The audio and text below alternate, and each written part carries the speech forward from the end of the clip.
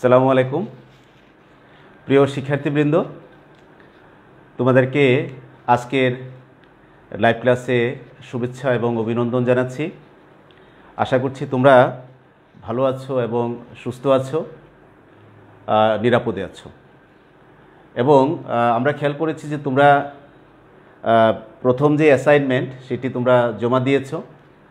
নিশ্চয়ই দ্বিতীয় সপ্তাহের অ্যাসাইনমেন্ট তোমরা জমা দিয়েছো এবং তোমরা এরই মধ্যে দেখেছো যে আমাদের তৃতীয় সপ্তাহের বাংলা এবং ইংরেজির অ্যাসাইনমেন্টও মাধ্যমিক ও উচ্চশিক্ষা অধিদপ্তর ঘোষণা করেছে এবং আমার বিশ্বাস যে তোমরা তৃতীয় সপ্তাহের অ্যাসাইনমেন্টও প্রস্তুতির কাজ চালিয়ে যাচ্ছ। প্রিয় শিক্ষার্থীবৃন্দ, আমরা গত বেশ কয়েকটি ক্লাসে উচ্চারণের নিয়মের অধ্যায়টিতে আমরা একটি ধারাবাহিক আলোচনায় ছিলাম এবং আমার বিশ্বাস যে তোমরা এই আলোচনাগুলো শুনেছ এবং তোমরা অনেকেই আমার ক্লাসে উপস্থিত ছিলে। তোমাদের সকলকে আন্তরিক ধন্যবাদ জানাই এবং আজকেও যারা উপস্থিত হয়েছে অথবা যারা হবে বা যারা দেখছে তাদের সবাইকেও ধন্যবাদ জানাচ্ছি।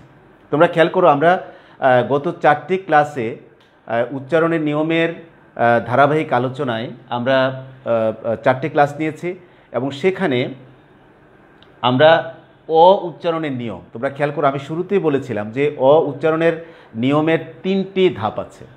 একটা হচ্ছে আদ্য এর উচ্চারণ, একটা হচ্ছে মধ্য এর উচ্চারণ এবং আরেকটা হচ্ছে অন্ত এর উচ্চারণ। এই 3টি ধাপ, এই 3টি ধাপ নিয়ে আমি 4টি ক্লাস দিয়েছিলাম।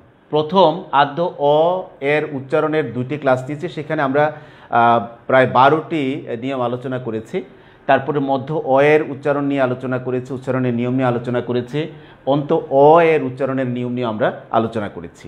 আজকে আমরা বা একারের উচ্চারণের নিয়ম নিয়ে আলোচনা করব। তোমরা খেয়াল করবে নিচে তোমরা নিশ্চয়ই আমার বোর্ডটা দেখতে পাচ্ছ, এখানে আমি লিখে রেখেছি লাল কালির বক্সের মধ্যে যে ফলা উচ্চারণের নিয়ম। এবং নিশ্চয়ই তোমরা এটা বুঝতে পেরেছো যে কেন আমি লাল কালি দিয়ে এটাকে ইন্ডিকেট করেছি, বিশেষভাবে চিহ্নিত করেছি এই জন্যে যে মাধ্যমিক এবং উচ্চশিক্ষা অধিদপ্তর কর্তৃক তৃতীয় সপ্তাহের জন্য যে অ্যাসাইনমেন্ট তোমাদের জন্য ঘোষণা করেছে, অ্যাসাইনমেন্টের বিষয় যেটা নির্ধারণ করেছে স্পেশালি বাংলা বিষয়ের জন্য, বাংলা দ্বিতীয় পত্রের, সেখানে কিন্তু ফলা উচ্চারণের নিয়মগুলো কিন্তু তোমাদেরকে অ্যাসাইনমেন্ট তৈরির জন্য বলে দিয়েছে বা সেখানে যে ইনস্ট্রাকশন দেওয়া হয়েছে, যে সংকেত তোমাদের জন্য ঘোষণা করেছে, যে ধাপগুলো ঘোষণা করেছে, সেখানে কিন্তু তোমাদেরকে ফলা উচ্চারণের নিয়মগুলো ভালোভাবেই কিন্তু আত্মস্থ করতে হবে। তো যেহেতু আমি ধারাবাহিক আলোচনায় ছিলাম, এই জন্য আজকে আমি কার বা বর্ণের উচ্চারণ নিয়ে কিন্তু তোমাদের সামনে কথা বলবো। তো প্রিয় শিক্ষার্থীবৃন্দ, চলো আমরা আমাদের আলোচনায় ফিরে যাই। তাইলে আমরা আজকে আলোচনা করব বর্ণ বা কারের উচ্চারণ। খেয়াল করো, তোমরা নিশ্চয়ই তোমাদের মনে আছে যে আমাদের বর্ণমালায় স্বরবর্ণ এবং ব্যঞ্জনবর্ণ রয়েছে। স্বরবর্ণ এবং ব্যঞ্জনবর্ণ রয়েছে। সেই স্বরবর্ণ কয়টি? নিশ্চয়ই মনে আছে 11টি। এই 11টি ব্যঞ্জনবর্ণের মধ্যে একটি বর্ণ আছে এবং এই একটি মাত্র স্বরবর্ণ যার উচ্চারণ রূপ কিন্তু 2টি। কি মজার বিষয়, তাই না? তুমি দেখো, বর্ণ একটি কিন্তু উচ্চারণের বিষয় হচ্ছে, রূপ হচ্ছে 2টি। কীরকম তুমি খেয়াল করো, আমি একটু পরে আসবো বিস্তারিত, তার আগে আমি বলে নিই। তাইলে খেয়াল করো, মনে রাখো, প্রথমে তার বর্ণ একটি আর উচ্চারণের রূপ 2টি। কোথাও কোথাও বর্ণটি এর মতোই অবিকৃত উচ্চারিত হয়, অর্থাৎ এর মতোই উচ্চারিত হবে। কিরকম আমি একটু উদাহরণ দিলে স্পষ্ট হয়ে যাবে। তুমি দেখো, একটি, এই একটির উচ্চারণ, এই এর উচ্চারণটা কিন্তু অবিকৃতভাবে উচ্চারিত হয়েছে। ক্লিয়ার? তারপরে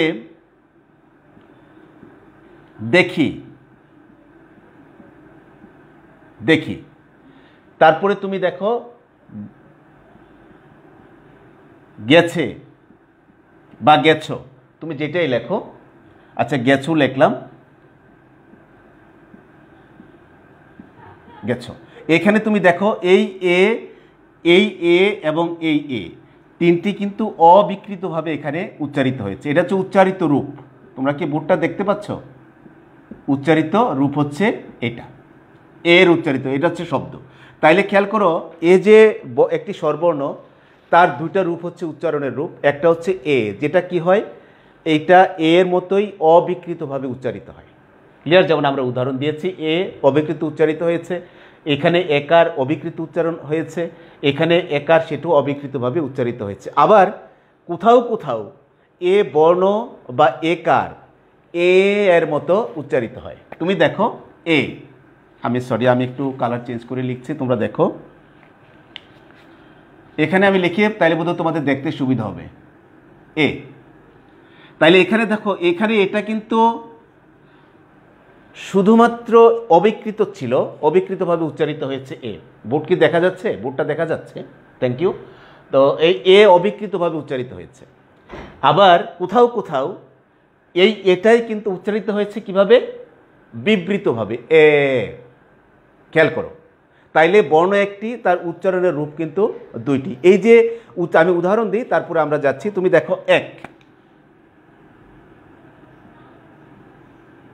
এই যে এইটার উচ্চারণ হচ্ছে এক, একটু বিবৃত উচ্চারণ হবে। তারপরে দেখা, তুমি দেখো দেখা। তারপরে তুমি দেখো এই গেছো, আমি উচ্চারণগুলো কাছাকাছি, নিয়মগুলো, উদাহরণগুলো দিচ্ছি কাছে যেন তোমাদের মনে থাকে। গেছো, তোমরা নিশ্চয়ই খেয়াল করে থাকো। দেখো, যদি তুমি দেখো এ, একটি ছেলে, একটি, এখানে এটা কিন্তু অবিকৃত উচ্চারণ হয়েছে। এক বিরাট গরু ছাগলের হাট বা গরু ছাগলের বিরাট হাট, এক। এই যে এক, এই যে এক উচ্চারণ করলাম, সেটা একটু বিবৃত উচ্চারণ হয়েছে, একটু এলানো উচ্চারণ হয়েছে। তাইলে খেয়াল করো, এর দুটা রূপ, উচ্চারণে একটা বর্ণ একটাই, কিন্তু উচ্চারণ রূপ হচ্ছে দুইটা।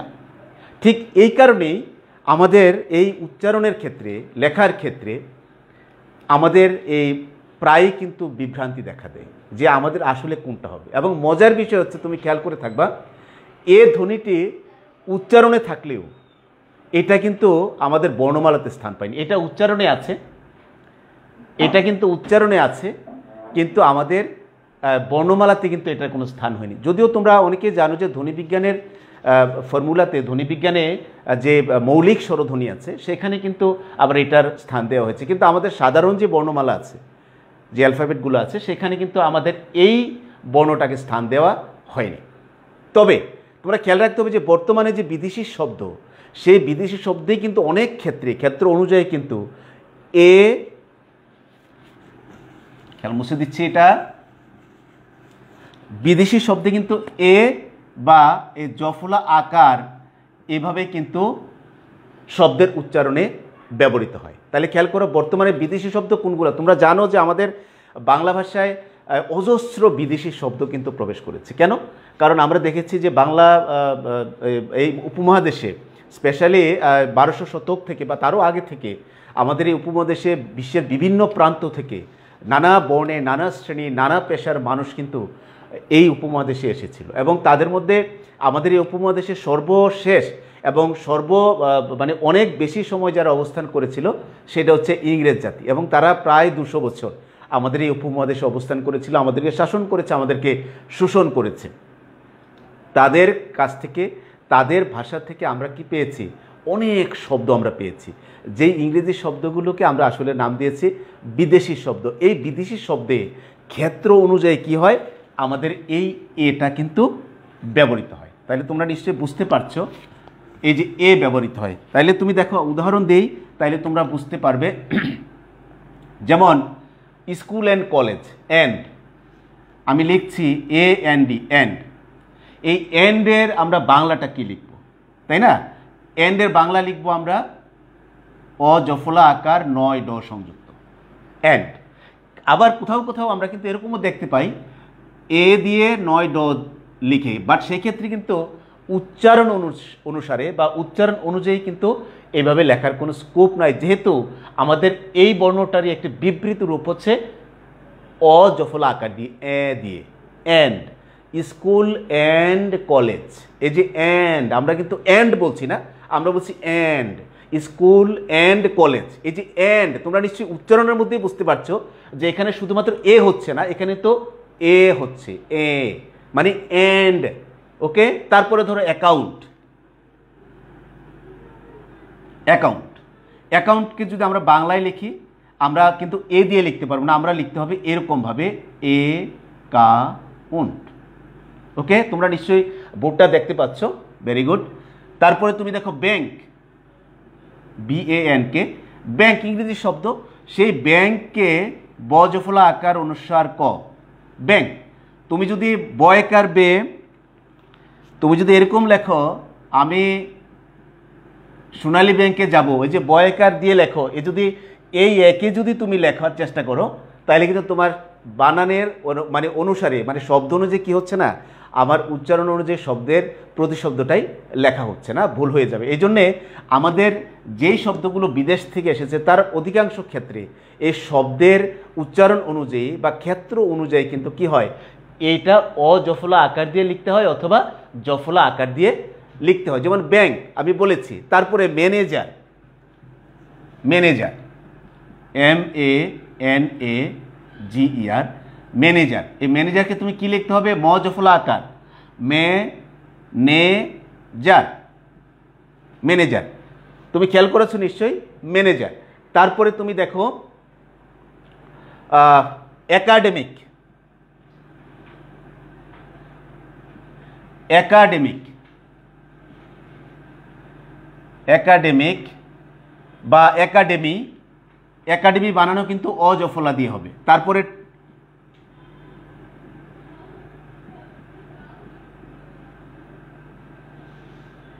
টমেটো, তুমি দেখো অত্যন্ত চমৎকার শব্দ, কিন্তু আমরা সবসময় বাচ্চাদেরকে একটু ভুল পড়াই। টমেটোর এই যে ম জফলা আকার হবে, তোমরা নিশ্চয়ই এটা বুঝতে পারছো। আবার অ্যাকাউন্টের অজফলা, যদিও আমরা অ্যাকাউন্টকে কি লিখি অনেক সময় কিন্তু এরকম লেখি বা লেখার চেষ্টা করে থাকি, এটা কিন্তু অবশ্যই লেখা যাবে না, কারণ আমরা বারবারই কিন্তু বলছি যে আমাদের এর কি হবে, উচ্চারণ অনুযায়ী কিন্তু সেই এটাকে লিখতে হবে। কারণ উচ্চারণে যেহেতু দুইটা রূপ আমরা পাই, সেহেতু আমাদেরকে অবশ্যই এটাকে মানে বাদ দেওয়ার বা এটাকে এক্সপান্স করার কোনো সুযোগ নাই। তাহলে খেয়াল করো টমেটো, ট অনেকে আমরা দেখেছি ট ময়কার মে টকাট্টু টমেটো লিখছে, কিন্তু আমার এখানে টমেটো, তুমি যদি ইংরেজির সত্যিকারের উচ্চারণটা অর্থাৎ যে ভাষা থেকে এই শব্দটা এসছে টমেটো, সেই শব্দের যারা মূল উচ্চারণ যারা করে যে শব্দটা, সেটা যারা স্পেশালি আমরা যদি বিদেশিদের বা ইংরেজদের উচ্চারণ শুনি তাহলে ওরা কিন্তু এরকম বলে টমাটো, টমাটো, এই যে টমাটো, এই যে টমেটো, টমেটো, এই যে টমেটো, টমেটো না, টমে নয়, টমেটো, এই যে ম একার ম জফলা আকার দিয়ে উচ্চারণ করতে হবে। তাহলে খেয়াল করো আমাদের এই যে বিভ্রান্তির যে বিষয়টা, সেটা প্রথম কি হলো যে বর্ণ কিন্তু একটা, কিন্তু উচ্চারণ রূপ হচ্ছে দুইটা।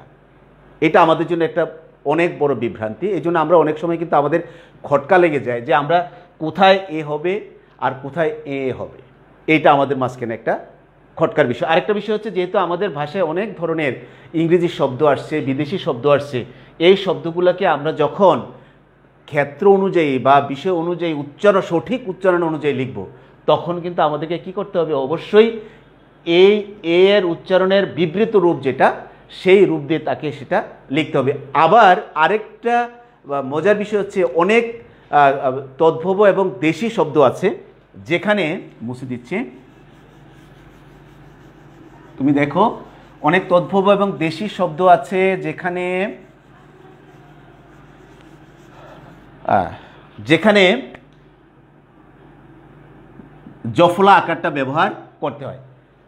আমাদের প্রথম ছিল কি ঝামেলার একটা জায়গা ছিল যে আমাদের যে বিদেশি শব্দ আছে সেই শব্দগুলোতে কি হয়, মানে একটু এর এলাবোরেট মানে অর্থাৎ বিবৃত রূপটা উচ্চারিত হয়, এ উচ্চারিত হয়।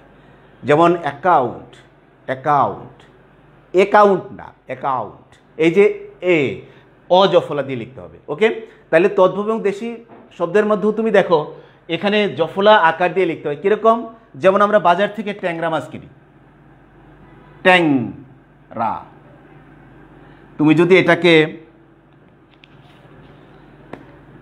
এরকম অনেকে আমরা লিখেছি, দেখেছি যে এরকম লিখছে ট্যাংরা, হবে না, ট্যাংরা এটা দেশি শব্দ, এখান থেকে টয়ের সাথে জফলা আকার দিয়ে লিখতে হবে ট্যাংরা। এই যে ইদানে এই যে বাজারে এখন আম আছে, এই ল্যাংরা আম, তাই না, ল্যাংরা, ল্যাংরা ল জফলা আকার দিয়ে লেখা, তারপরে ট্যাংরা, ল্যাংরা, খেপা, খেপা, তারপরে ভ্যাংচানু, ভ্যাংচানু ভ জফলা আকার দিয়ে লিখতে হবে, ভ জফলা আকার দিয়ে লিখতে হবে। কিন্তু আমরা অনেকেই দেখেছি যে অনেকেই আছে যে একটু দ্রুত অথবা ইচ্ছাকৃতভাবেই কিন্তু লেখে ভ্যাংচানু, হবে না, ভ জফলা আকার দিয়ে লিখতে হবে, কারণ ভ্যাংচি কাটতে হবে আমাকে, ভ্যাংচি, তো ভে লেখলে ভে লেখলে কিন্তু কি হবে, ব জফলা আকার দিয়ে আমাকে লিখতে হবে। তাইলে তুমি দেখো, তাইলে কি হলো, ট্যাংরা, ল্যাংরা, খেপা, ভ্যাংচানু, তারপরে আরও শব্দ রয়েছে আমাদের, যেমন ল্যাংরা বলেছি, ট্যাংরা বলেছি, আবার ঠেলা, এই যে আমার ঠেলা দিও না, ঠ জফলা আকার লা, আমাকে ঠেলা মারছো কেন, আমরা বলি না আমাকে ঠেলা মারছো কেন, ঠেলা, কিন্তু আমরা বলি আমার ঠেলিসটা, এরকম ঠেলা বলা যাবে না, ঠেলা মানে জফলা আকার দিয়ে আমাকে লিখতে হবে। তাহলে খেয়াল করো, আমরা যে বিষয়গুলো আমাদের এই প্রাথমিক আলোচনায় পেলাম, তুমি দেখো আমাদের প্রাথমিক আলোচনায় আমরা দেখেছি যে এই যে বর্ণটা, সে বর্ণটার কিন্তু দুইটা রূপ আমরা পেলাম, ঠিক আছে, এ বর্ণ, আবার এখানে আমরা পেলাম উচ্চারণ অনুসারে এ। তাহলে খেয়াল করো, উচ্চারণগত দিক থেকে এই এ বর্ণের কিন্তু দুটা রূপ আমরা পাই, একটা হচ্ছে এ বর্ণ আর একটা হচ্ছে এ, দুটাই কিন্তু বাংলা ভাষায় ব্যবহৃত হচ্ছে, ক্লিয়ার? আচ্ছা, আবার এই এটাই কিন্তু তুমি এখানে দেখো, যখন বিদেশি শব্দে, সরি আমি একটু কালার চেঞ্জ করে দিচ্ছি, তুমি দেখো বিদেশি শব্দে সে ব্যবহার করছে কি এ, আবার সে করে কি এখানে আবার তদ্ভব এবং দেশি শব্দেও মাঝে মাঝে সে করে কি সে আবার এইটাও কিন্তু ব্যবহার করছে। তাহলে তুমি দেখো আমরা একটাই বর্ণ পেলাম স্বরবর্ণের মধ্যে, বর্ণটা হচ্ছে এ বর্ণ, এটার উচ্চারণ অনুযায়ী পেলাম দুইটা রূপ, একটা হচ্ছে এ আর একটা হচ্ছে এ।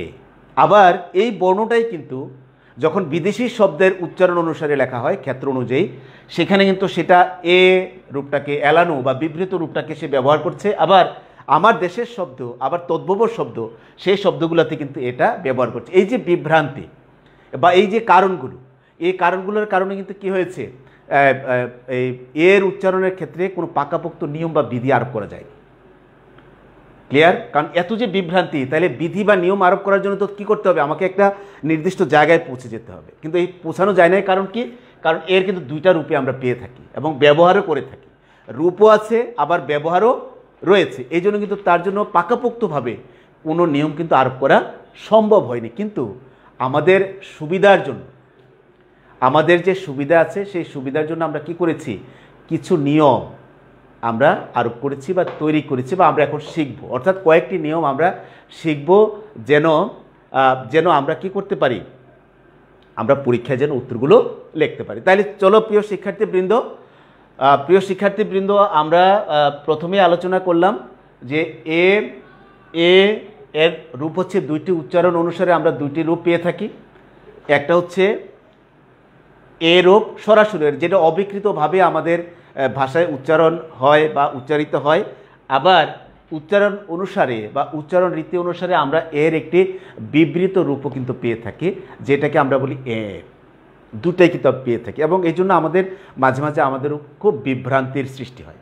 এবং আমরা দেখেছি যে আমাদের ভাষায় যে বিদেশি শব্দগুলো এসছে সেই শব্দগুলোর ব্যবহারের ক্ষেত্রে এ ধ্বনি ব্যবহারের ক্ষেত্রে আমরা এ ব্যবহার করছি, আবার আমার নিজের শব্দ, দেশের শব্দ, তদ্ভব শব্দ সেই শব্দেও কিন্তু আমরা এ ব্যবহার করছি।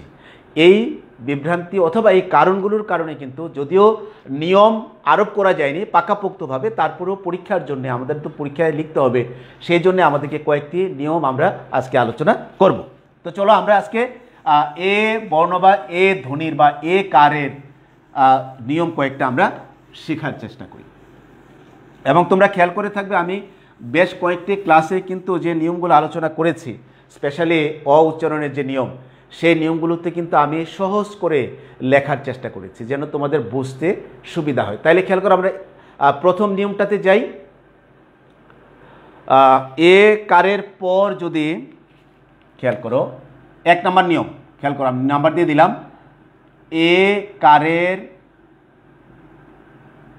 পর বা পরে যদি হ্রস্ব ই কার থাকে, বোর্ডটা কি দেখা যাচ্ছে? ই কার থাকে, তাহলে সাধারণত, তাহলে খেয়াল করো, এ কারের পর যদি ই কার থাকে তাহলে সাধারণত পূর্বের এ কারের উচ্চারণ, তাহলে সাধারণত পূর্বের এ কারের উচ্চারণ বজায় থাকে, অথবা তুমি যদি লিখতে পারো বা একটু বোঝার জন্য তুমি লিখতে পারো অপরিবর্তিত থাকে।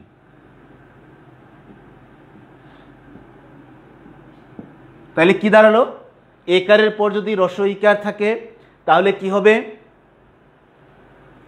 তাহলে তুমি দেখো, এ কারের পর যদি ইকার থাকে তাহলে সাধারণত পূর্বের এ কারের উচ্চারণ বজায় থাকে, অর্থাৎ এর কোনো পরিবর্তন হয় না, অর্থাৎ তা যা থাকবে, যা ছিল সেটাই কিন্তু থেকে যাবে, কোনো পরিবর্তন এখানে হচ্ছে না। তুমি দেখো, নিয়ম মনে রাখাটা কত সহজ, যদি তুমি একটু মনোযোগী হও তাহলে কিন্তু তুমি সহজেই এই নিয়মগুলো দীর্ঘদিন আয়ত্তে রাখতে পারবে। এবং একটু আয়ত্তে রাখাটা আমাদের জন্য খুবই জরুরি। তোমরা জানো যে আমাদের এখনই আমাদের অ্যাসাইনমেন্ট যেহেতু শুরু হয়েছে, এবং সেখানে এই আমাদের 3য় সপ্তাহের অ্যাসাইনমেন্টে কিন্তু আমরা পেয়েছি উচ্চারণটা। আমরা পরবর্তী ক্লাসগুলোতে যফল আলোচনা করব, যেহেতু আমি ধারাবাহিক আলোচনায় ছিলাম, কোনো ব্রেক দেইনি, এই জন্য আমি ধারাবাহিকভাবে আলোচনা করব, এবং পরের ক্লাসগুলোতে আমি সহজ করেই কিন্তু মানে ফলাগুলোর উচ্চারণ নিয়ে আমি দীর্ঘ আলোচনা করব। তাহলে খেয়াল করো, প্রথম নিয়মটা হচ্ছে কি, এ কারের পর যদি ইকার থাকে তাহলে সাধারণত পূর্বের এ কারের উচ্চারণ বজায় থাকে বা অপরিবর্তিত থাকে। যেমন দেখি, খেলি, বেলি, তারপরে বেলি, তারপরে হচ্ছে দেরি,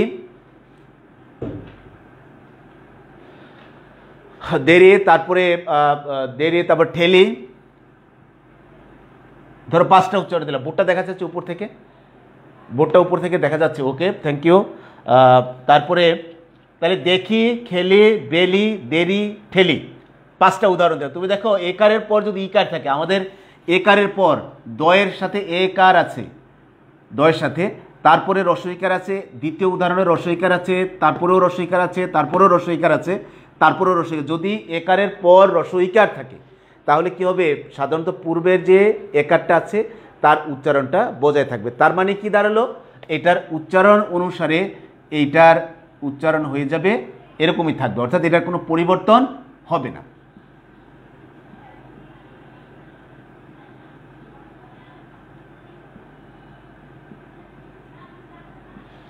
নিশ্চয়ই তোমাদের বুঝতে কোনো অসুবিধা হচ্ছে না প্রিয় শিক্ষার্থীবৃন্দ।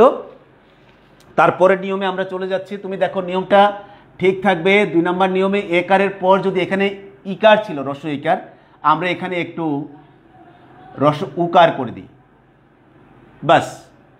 এখানে উকার করে দিলে নিয়মটা কিছুটা পরিবর্তন হয়ে যাবে। তুমি দেখো, একারের পর যদি হ্রস্ব উকার থাকে তাহলে সাধারণত পূর্বের একারের উচ্চারণ বজায় থাকে, দ্বিতীয় নিয়ম। ওকে, আমি এটা শেষ করে এখানে লিখলাম, উচ্চারণ বজায় থাকে। উদাহরণগুলো আমি একটু মুছে দিচ্ছি।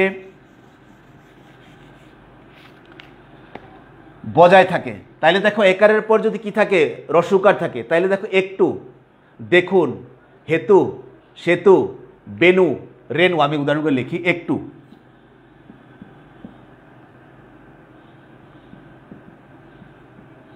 দেখুন, হেতু, সেতু, তারপরে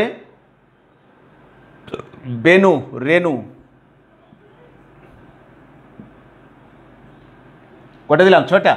তুমি দেখো একটু একারের পরে রস্ব উকার আছে, সেই জন্য আমার এটার কোনো উচ্চারণের পরিবর্তন হবে না, এটা ঠিক থাকবে। দেখুন, তারপরে হচ্ছে হেতু, হেতু, তারপরে সেতু, তারপরে বেনু, তারপরে রেনু। উচ্চারণে কোনো পরিবর্তন নাই। তাহলে কি দাঁড়ালো? প্রথম নিয়মটাতে ছিল একারের পর যদি রস্বইকার থাকে তাহলে পূর্বের কি হয়, একারটা উচ্চারণ বজায় থাকে। আবার একারের পর যদি রস্ব উকার থাকে তাহলেও সাধারণত পূর্বের একারের উচ্চারণ বজায় থাকে। তারপরে তুমি দেখো 3 নম্বর নিয়ম দেখো, আমরা এখানে একটু চেঞ্জ করে দিলেই হয়ে যাবে, আর এখানেও চেঞ্জ করে দিয়ে একটু। 3 নম্বর নিয়ম হচ্ছে একারের পর যদি একার থাকে, তুমি দেখো একারের পর যদি একার থাকে তাহলে পূর্বের একারের উচ্চারণ বজায় থাকে। আমি আবার বলছি, একারের পর যদি একার থাকে তাহলে সাধারণত পূর্বের একারের উচ্চারণ বজায় থাকে। ওকে, মনে থাকবে প্রথমটা কি ছিল? একারের পর রস্বইকার, দ্বিতীয়টা ছিল একারের পর রস্ব উকার, আর তৃতীয়টা হচ্ছে একারের পর একার। ক্লিয়ার? তাই একারের পর যদি একার থাকে তাহলে সাধারণত পূর্বের একারের উচ্চারণ কি থাকে? বজায় থাকে। যেমন উদাহরণ হচ্ছে বেটে, খেটে, দেখে, বেলে, মেজে, বেদে, জেলে। তাহলে আমি লিখলাম বেটে, তুমি দেখো বেটে, তারপরে খেটে, মেজে, তারপরে বেদে। ওকে, বেটে, খেটে, মেজে, বেদে। তারপরে আরও উদাহরণ দেওয়া যায়, বেলে, তারপরে দেখে। ওকে, তুমি দেখো তাইলে একারের পর যদি একার থাকে তাহলে এই একারের পরে, আমি কালো কালি দিয়ে লিখে দিচ্ছি একটু, তুমি দেখো এই একারের পর কি হয়, এখানে আবার একটা একার আছে, অর্থাৎ এখানেও একার আবার এখানেও একার, একারের পর একার। এই জন্য কী হয়েছে, তার আগের একারের উচ্চারণটা বজায় থাকবে, তার মানে তার আগের একারটা ঠিক থাকবে, কোনো পরিবর্তন হবে না। তাইলে উচ্চারণ রীতি অনুসারে খেটে, তারপরে হচ্ছে মেজে, তারপরে হচ্ছে বেদে, তারপরে বেলে, তারপরে দেখে। ওকে, তাহলে একারের পর একার থাকলে কি হবে, তার আগের উচ্চারণের একারের উচ্চারণটা বজায় থাকবে। এবার আসো 4 নম্বর নিয়ম, একটু পরিবর্তন আছে। 3টা নিয়মে কিন্তু প্রায় কাছাকাছি। একারের পর রস্বইকার থাকলে, একারের পর রস্ব উকার থাকলে, একারের পর একার থাকলে কি হবে, তার সাধারণত পূর্বের একারের উচ্চারণটা বজায় থাকে। 4 নম্বর নিয়ম দেখো, ধাতু যেটাকে আমরা ক্রিয়ার মূল বলি এবং প্রাতিপদিকের যেটাকে আমরা শব্দের মূল বলি, সাথে যদি ইকার বা রিকার ছিল, আমি লিখে দিই তোমরা দেখো তাহলে বুঝতে সুবিধা হবে। 4 নম্বর নিয়ম, ধাতু যেটাকে আমরা বলি ক্রিয়ার মূল, ক্রিয়ার মূল এবং প্রাতিপদিক, প্রাতিপদিক, প্রদিকের ব্র্যাকেটে লিখে দিলাম শব্দের মূল। প্রাতিপদিকের সংজ্ঞা মনে আছে? বিভক্তিহীন নাম শব্দকে প্রাতিপদিক বলে। ধাতু ক্রিয়ার মূল অথবা প্রাতিপদিকের যেটাকে শব্দের মূল বলি, সাথে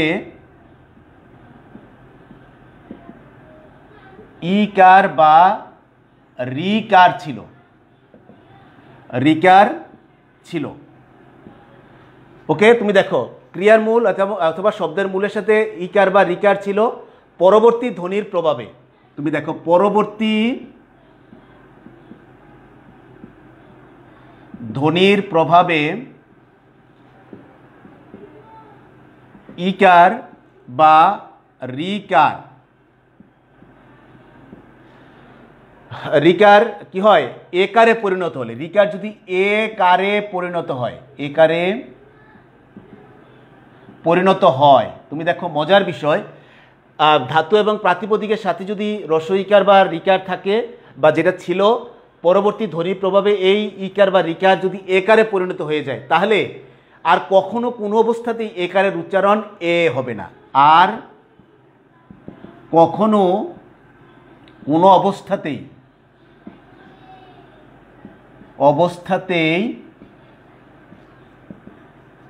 একারের উচ্চারণ এ হবে না।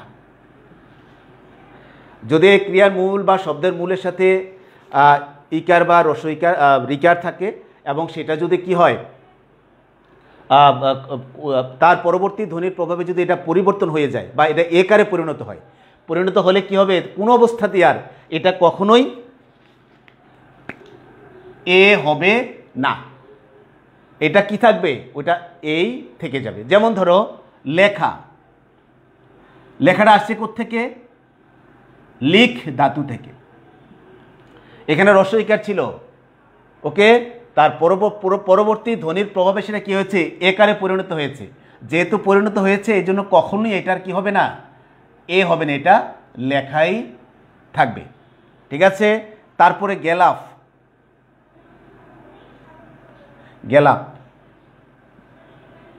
এটা আসছে গিলাফ থেকে। ওকে, সরি, এটা আমি পদি লিখে ফেলেছি। গিলাফ থেকে আসছে। যেহেতু আগের রস্বইকার ছিল, পরবর্তী ধ্বনির প্রভাবে সেটা কি হয়েছে, একারে পরিণত হয়েছে। এটা কিন্তু এই জন্য আর কোনো পরিবর্তন হবে না, এরকমই থাকবে। তারপরে হচ্ছে জেতা আসছে জি ধাতু থেকে। ওকে, যেহেতু জি ধাতু থেকে আসছে, রস্বইকার ছিল, এটা পরিবর্তন হয়েছে, এই জন্য এটা এটা জেতাই থাকবে। তারপরে এটা কি আমি শব্দটা কি লিখলাম, গিলাপ হবে। ওকে,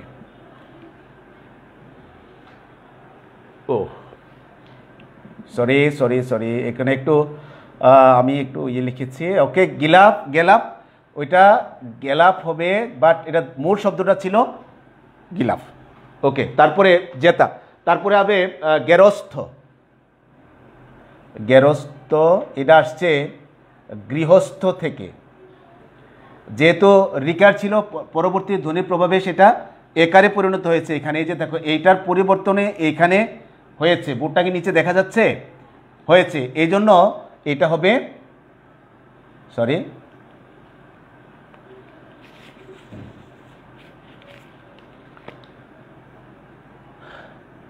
গেরস্ত। ওকে, গেরস্ত। ওকে, এই যে তাহলে দেখো, লিখ ধাতু থেকে আসছে, যেটাকে আমরা ওই যে ক্রিয়ার মূল বলেছি।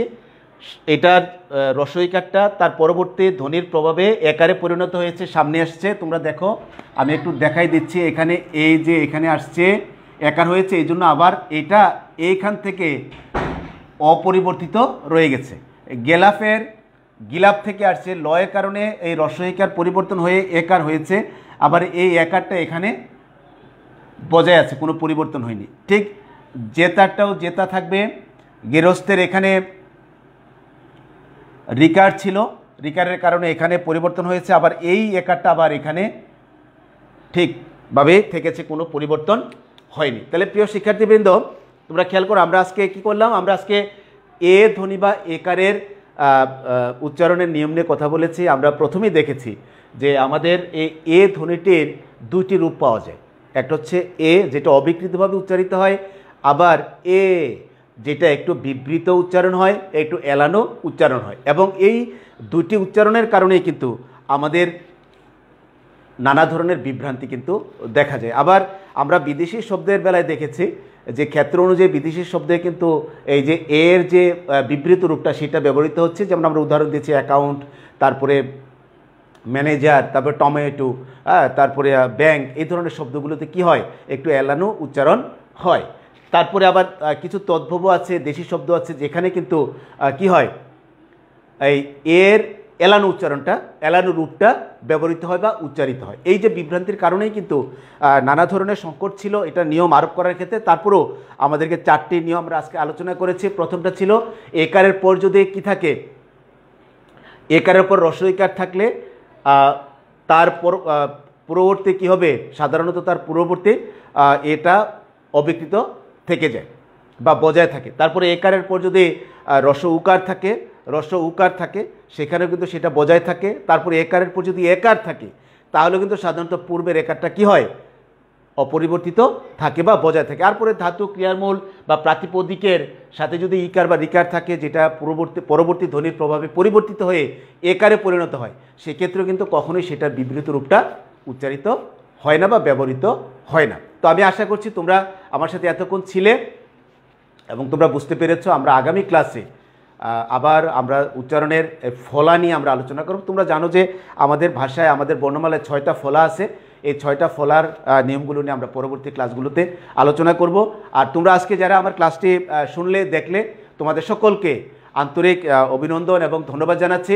এবং সেই সাথে আমাদের সরকার যে লকডাউনজনিত শাটডাউন ঘোষণা করবে বা করেছে, আমরা আশা করছি তার সাথে একাত্মতা পোষণ করে আমরা সরকারের বিধিনিষেধগুলো মেনে স্বাস্থ্যবিধি মানব এবং নিরাপদে থাকার চেষ্টা করব। নিজেরা, পরিবার পরিজনদেরকেও নিরাপদে রাখার চেষ্টা করতে হবে। সেই সাথে রাষ্ট্রকেও নিরাপদ রাখার চিন্তা আমাদের মাথায় থাকতে হবে। তোমরা সকলে ভালো থাকবে। আবারও তোমাদেরকে আন্তরিক ধন্যবাদ।